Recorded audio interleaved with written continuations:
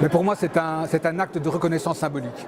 On a toute une partie de notre population qui est le produit d'un processus particulier, dont l'origine remonte donc à 50 ans, et il se trouve qu'aujourd'hui, cette partie de la population se trouve très largement dans les strates inférieures de la société, très fortement victime de discrimination, et même si l'État a proclamé des lois antiracistes, même si en principe on ne peut pas discriminer, la société produit ça. On sait qu'on est dans une situation de crise et que ce sont les personnes les plus vulnérables qui subissent en premier les conséquences, dont notamment les enfants de l'immigration turque et marocaine.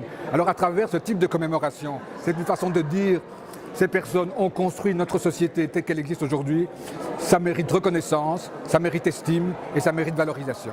Depuis 1944, on peut considérer qu'il y a 3 moments de la migration. D'abord, il a décidé de migrer. Donc c'est déjà tout ce qui tourne autour du voyage. Première phase. Deuxième phase, il arrive, donc c'est le minimum, il trouve un logement. Si c'est possible, il trouve du travail. Il apprend des rudiments de la langue pour pouvoir se mouvoir. Et puis la troisième étape, la plus longue, celle de l'inclusion, celle de l'insertion. Alors l'histoire de cette immigration, elle a plusieurs dates clés. Mais il y en a une que je relève et dont on parle souvent, c'est la date du 11 septembre 2001. Donc à partir de ce moment-là, toute la lecture du monde passe par le choc des civilisations et l'islam est vraiment perçu comme le danger majeur qui nous menace. Et à travers cette période-là, on va avoir une espèce de changement d'identification. Et on ne va plus parler des Marocains, des enfants de Marocains et des Turcs.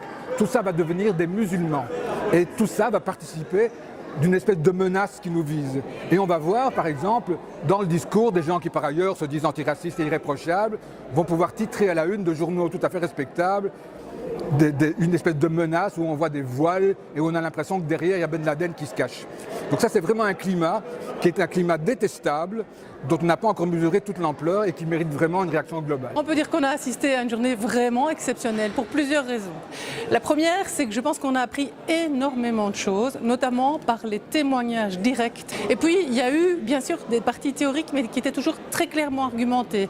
C'était vraiment intéressant, tant sur l'histoire que sur le présent, que sur le futur, avec toute une réflexion sur une société inclusive, sur une école inclusive, sur enfin arrêter de parler d'intégration, mais simplement dire on vit ensemble, on est ensemble.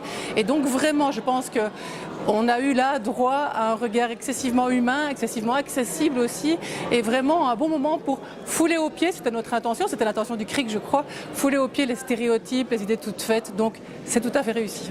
L'idéal c'est qu'on ne les fête pas, les 70 ans de l'immigration.